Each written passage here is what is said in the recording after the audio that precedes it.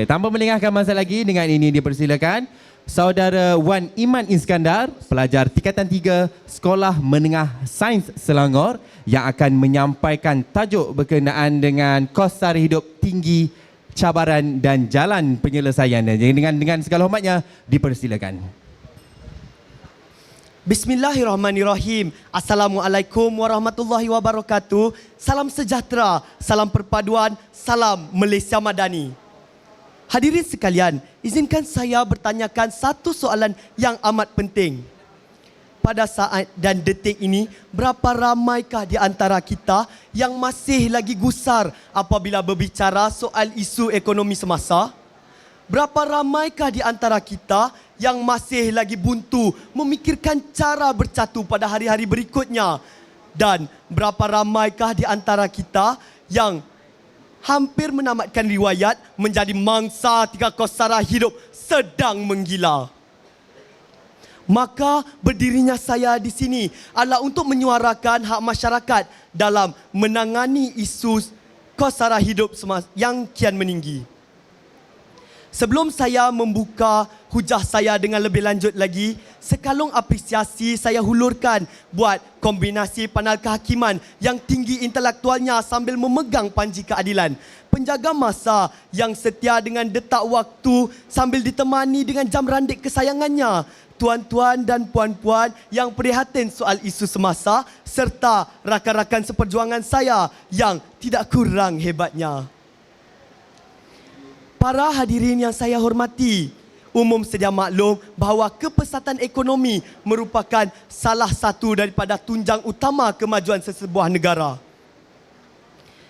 Namun begitu hadirin sekalian, tanpa kita tidak sedar, aktiviti ini telah pun menindas ramai kebajikan rakyat sendiri. Hal ini dapat dilihat apabila kos sara hidup semakin meninggi hari demi hari. Oleh itu, marilah kita perincikan lagi peranan masyarakat dalam menangani kos sara hidup yang tinggi ini kepada 3 teras utama. Para hadirin yang saya hormati, kualiti barangan buatan negara kita sudah pun duduk sama rendah, berdiri sama tinggi dengan produk import yang lain. Walau bagaimanapun, jika dilihat dari setiap pelosok pasar raya, dapat dilihat yang harga pasaran barangan tempatan ada kalanya setanding ataupun mungkin juga lebih tinggi jika hendak dibandingkan dengan produk import. Sehubungan itu, masyarakat menggesa pihak kerajaan agar menurunkan harga barangan kepada harga yang mampu milik. Hal ini bukan sahaja dapat meneruskan aktiviti harian seperti biasa, tetapi ia juga dapat menangani isu inflasi yang sudah pun menjadi bara dalam ekonomi negara kita pada masa-masa sebelum ini.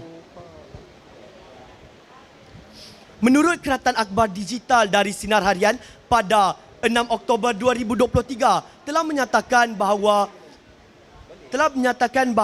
penurunan nilai ringgit mencatatkan RM4.71 berbanding $1 Amerika Syarikat, yang mana merupakan catatan paras terendah pada tahun ini.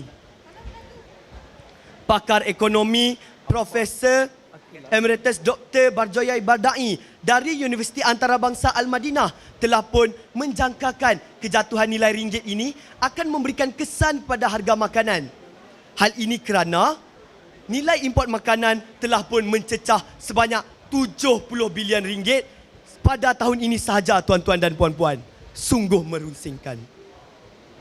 Oleh itu, kerajaan telah memperkenalkan skim kawalan harga barangan di mana ia bertujuan untuk menstabilkan harga barang selain memastikan pengguna tidak ditindas sekaligus melindungi perniagaan daripada mengalami kerugian. Namun begitu, ada kalanya elok juga untuk kita menggunapakai insentif ini pada setiap produk yang ada dan bukannya tertumpu kepada sebahagian produk sahaja. Masyarakat pada masa kini mengharapkan isu ini dapat diambil perhatian yang lebih supaya tindakan susulan dapat diambil. Para hadirin yang saya muliakan sekalian, sebelum saya mengupas isu ini dengan lebih lanjut lagi, izinkan saya membawa kalian semua ke garis masa pada era pandemik COVID-19 di mana ia menjatuhkan kuasa beli rakyat kita jatuh tersungkur disebabkan oleh kehilangan pekerjaan. Bagai kata sudah jatuh ditimpa tangga. Pihak kerajaan lantas mengambil langkah proaktif dengan menyediakan insentif kerajaan dalam pelbagai jenis bentuk. Sebagai contoh, RM50 yang dikreditkan ke dalam e-dompet pada Mei 2020, bayaran RM600 secara pukal kepada pemandu pengangkutan kenderaan awam dan bentuk-bentuk bantuan yang lain. Oleh yang demikian, isu ini sejajar dengan pragmatik kedua saya, iaitu masyarakat mengharapkan lebih banyak bantuan yang akan diberikan kepada rakyat.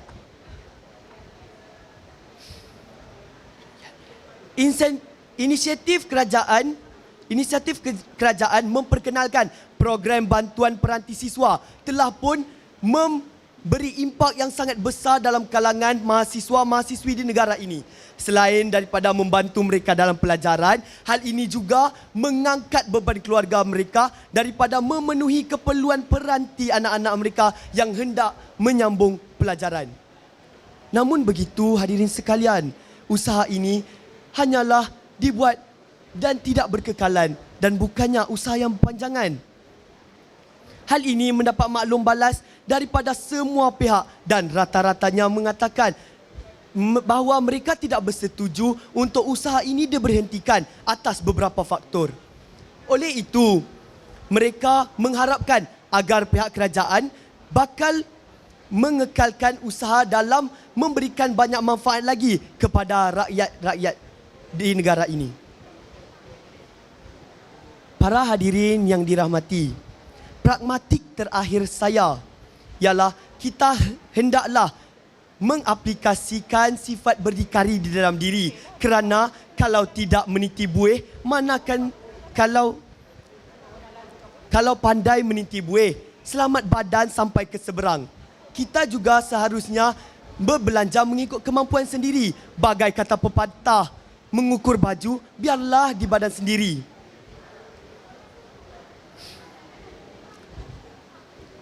Paling menyedihkan lagi, kita pada hari ini hidup di era serba tayang yang mana kita perlu mendedahkan rutin harian kita kepada platform media.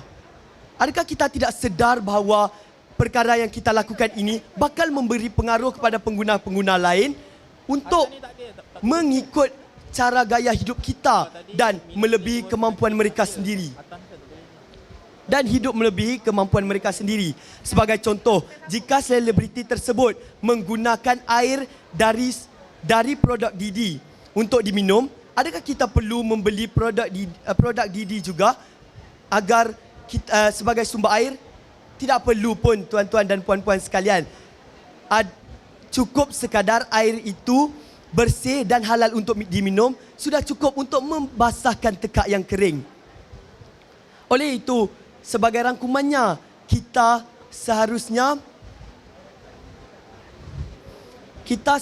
berbelanja mengikut kemampuan sendiri dan tidaklah terikut-ikut dengan gaya semasa.